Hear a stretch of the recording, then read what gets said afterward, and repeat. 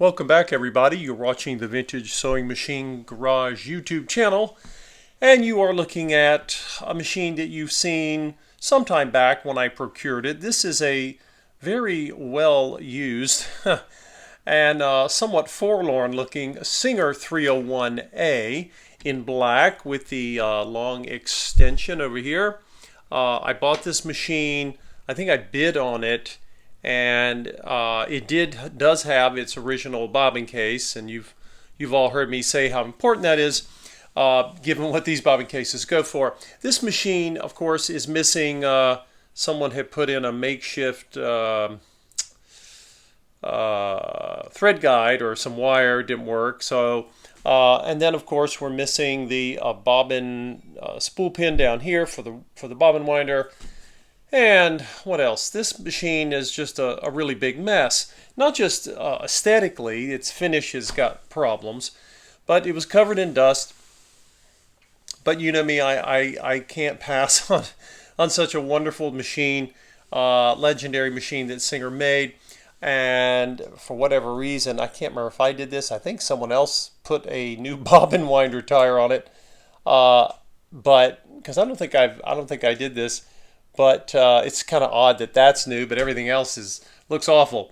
But what I'm doing today, sometime back I had promised sometime in the past that I would make a video on the slant-o-matic motor and how you service that motor. I think I've touched on different motors in my motor series before, and I've shown that the motor that went into the slant-o-matics.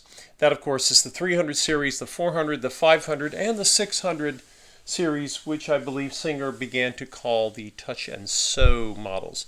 Those motors they made slight changes in those motors, and so I can't swear to you that they are all compatible with all the different series, but they all look somewhat similar, at least in terms of their engineering. Again, whether they're compatible, I can't vouch for that. I've never tried to swap one for the other. These motors are, of course, one of the direct drive designs that Singer created.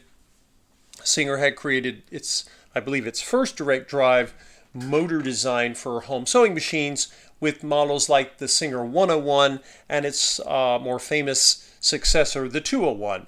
And those motors are sometimes referred to by fans, not by Singer, but by fans as potted motors because of how they appear.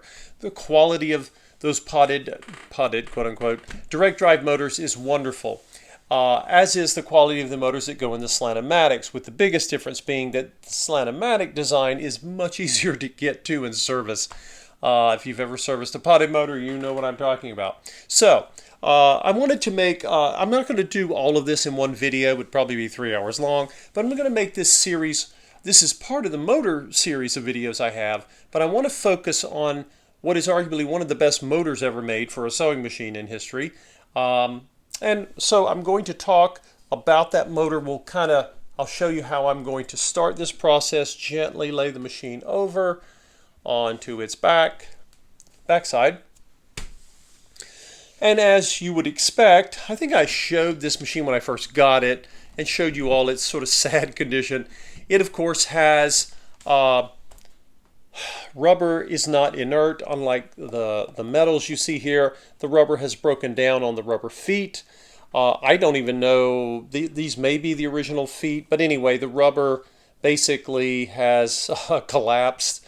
Rubber, again, is made from a chemistry, and that chemistry over many decades basically breaks down. Over here, most of the rubber's gone. You can see the little screw, but thankfully Singer made these to be changeable or replaceable, and I have generic replacements for these. So this is not going to be difficult. It might be a little tedious, but it's not hard to do. And I think I've shown you all how I do that in the past. Maybe we'll do that again on this machine. But the reason that we are here is oh my, what an ugly, filthy mess this is. This is the original drip pad. The metal tray is fine, but I'll be obviously making a new felt pad for this. Now, what do you see? You see that all that wonderful steel, and you see the motor. And again, I have made videos before on these motors from various slant-o-matic machines, but I don't know if I've ever actually taken a motor apart.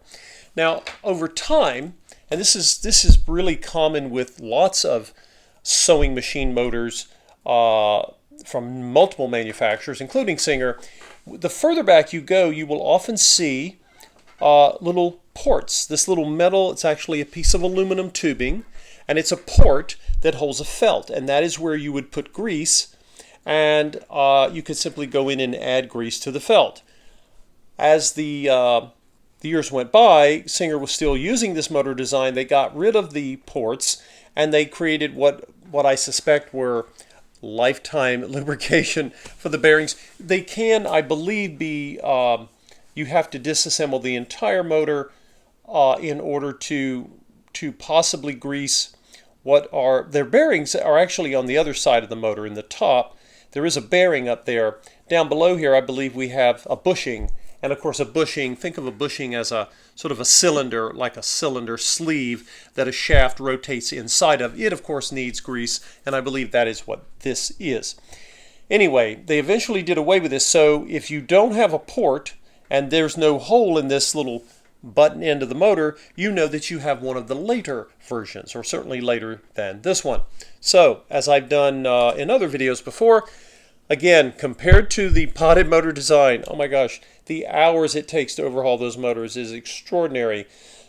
I believe, and I think I've mentioned this in the past, that one of the reasons Singer redesigned their direct drive motor for this new generation of machine, new in 1951, was to help the service people be more productive, make it easier for them. So there's a bracket that holds this motor in place, and it has one bolt. It is mercifully simple. Well, when the bolt isn't stuck.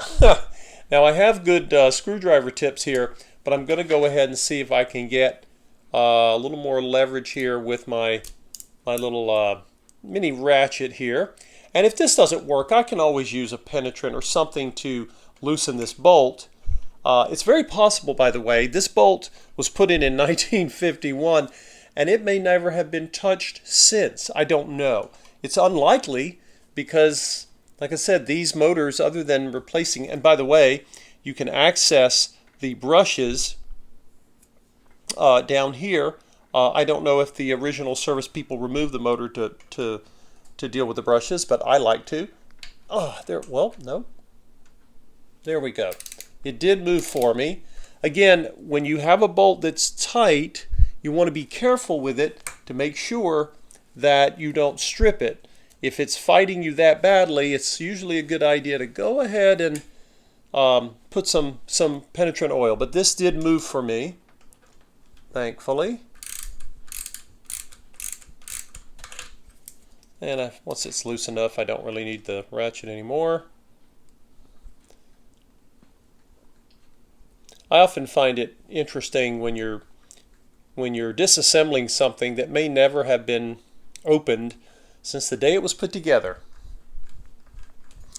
This machine, like all of the slant-o-matics, at least the 300 series and maybe some of the other series, I believe the 400 and the 500 at least, were made in Anderson, in a factory in Anderson, South Carolina.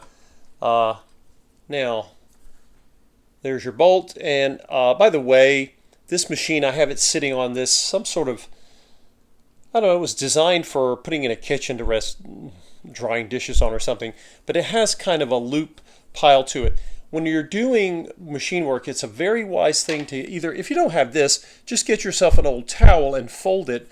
You want something like that that can catch any bolts or screws that will want to go bouncing and rolling around. You can also use a tray with a towel, but I highly recommend that.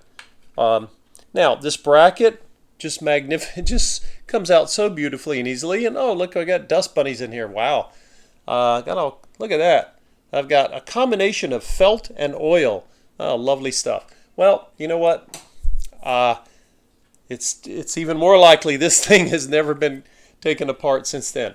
Now, let's get a little flashlight here. Now, what do you see?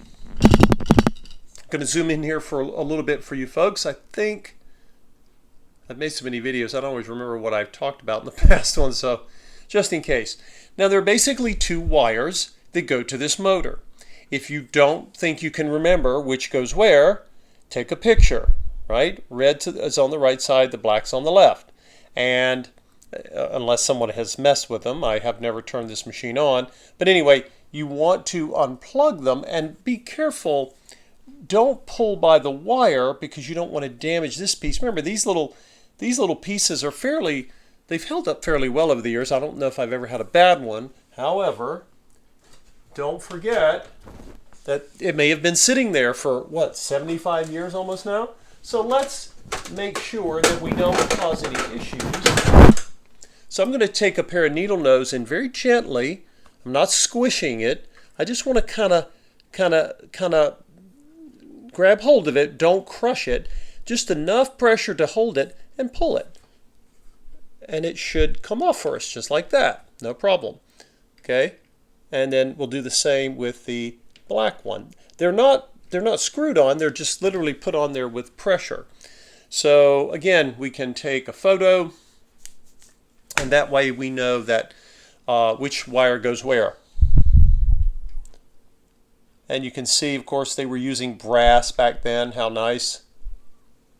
And these two wires are kind of, they're coupled together with a piece of heat shrink, and of course that was factory. That's not been added. Now, we're going to set these wires just to get them out of our way. We don't want them in the way. Now, sometimes these motors will just drop right out. They'll literally come right out, However, this one is not, and I'm not surprised. So sometimes you'll find that it's stuck. It's not bolted in, but oil has gotten down into the shaft where the motor goes up, and it's just kind of sticky. Okay, so do not, you don't want to, don't try to wedge it out or damage it. All of this is Bakelite here, all this plastic, and so we want to get this out. Now you'll notice down here below, I can slightly push up or slightly push down, but again, I think this motor's in there, but we're going to get it out. Again, there is a way to do it. I've come across this issue before. Now, we're going to be careful. Now, this motor sits fairly close to the bottom because we don't want the motor falling anywhere should it get loose. So let's zoom back out. All right. Our next option is let's go up top. And of course, as I've mentioned to you all, Singer, of course, did a wonderful job of giving us access to the machine back in the day. I can come up here and where's my screwdriver?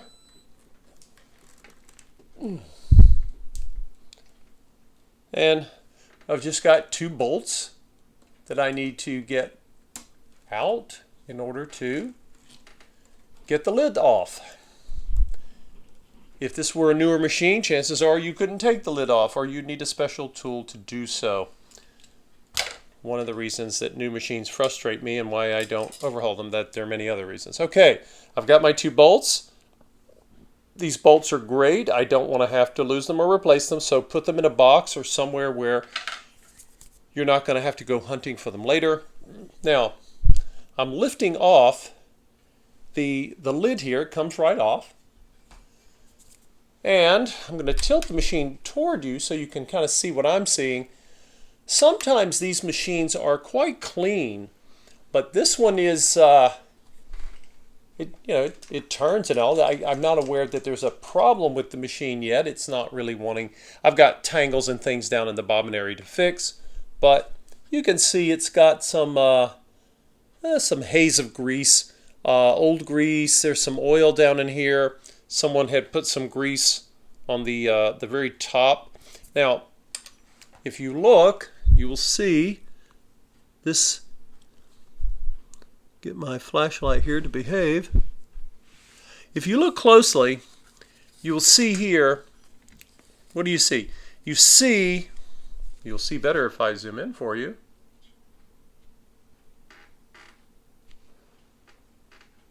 Let's see here. Get my angles right so you all can actually see what I'm talking about. All right. What do you see?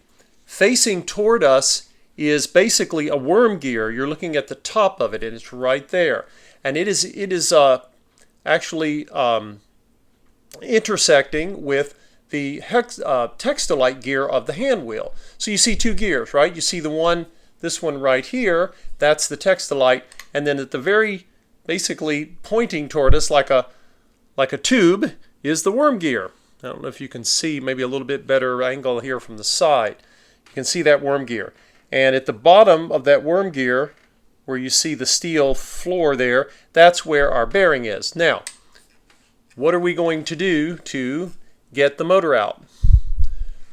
Usually, when the motor is not ready to come out, it's because it was designed to simply go right up in there and come out.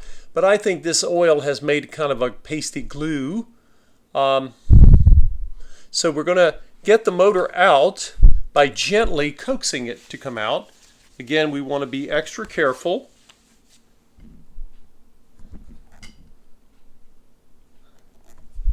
And so I'm going to go and get something, and we're going to gently, and I do mean gently, tap on this. Okay, so what I did is I went and got a hammer. Yes, a hammer, don't be alarmed. And what you want to do is you can take anything from maybe something that is padded. You could use, if you had like a little silicone, something made of silicone, you could do this with something, maybe a piece of wood. I've got actually a piece of felt, very thick felt here, and I'm basically just wanting to cushion so that when I go in to get it to sit there, when I tap, I just want to be able to tap it but gently.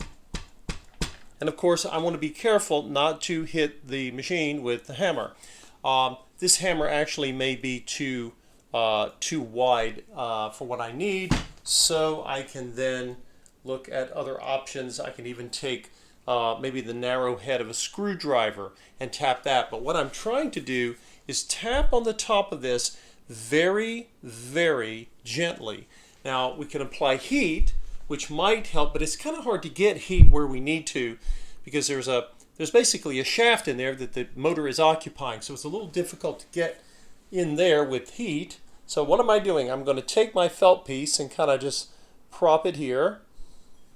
Do my best to try to prop it. Now, I'm then going to get myself a screwdriver. And because the screwdriver is, the handle on this screwdriver is, it's like a rubbery plastic. Since it's narrower, now I can get it in here without, smacking into anything else. And just for extra safe measure, I'm going to take the felt and let the felt cushion between where the screwdriver is. So again, I'm putting some cushioning here.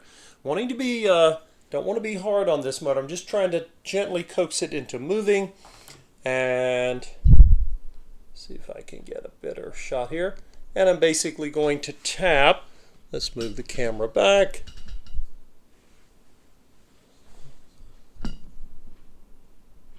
See if we can get there. Okay. So what am I doing? I'm going to gently tap. And I want to see, did I make any, I already made progress. I can already tell, I think, that it moved. Does that mean the motor's ready to come out? Well, let's take a look.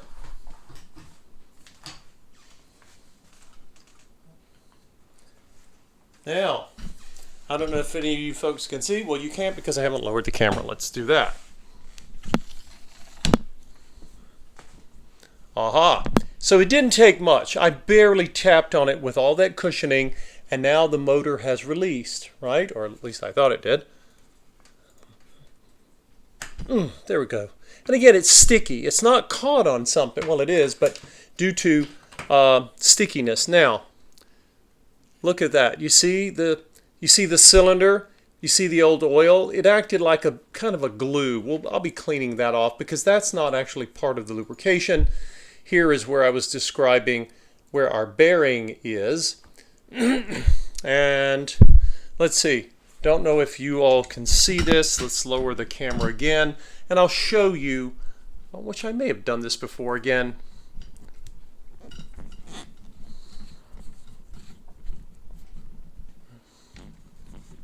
I'm going to lower the camera down.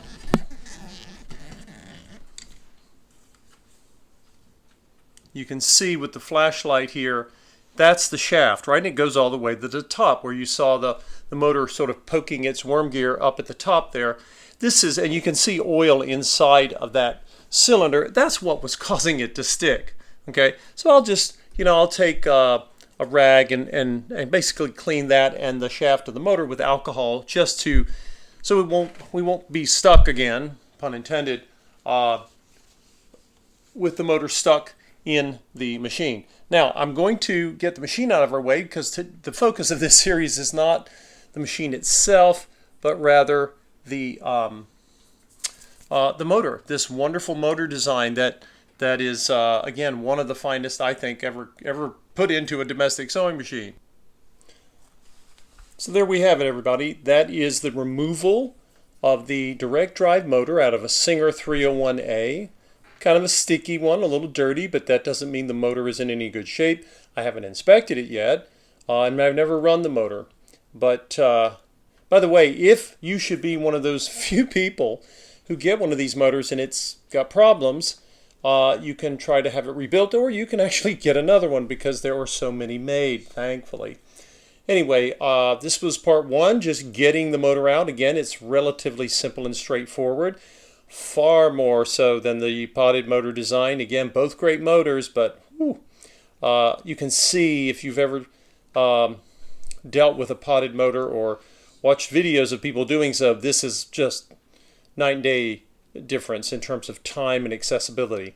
Good quality, not lower in quality necessarily, but again, as I mentioned, this one has the grease port, so it's one of the earlier ones, and it has this lovely plate riveted, it says Singer, made in USA. Eventually they would stop using the plate, at least to my, if I remember. It's been a while since I've looked at one of these. Okay, so and then anyway, the next part we will take a look at, well, how do you start to disassemble one of these motors?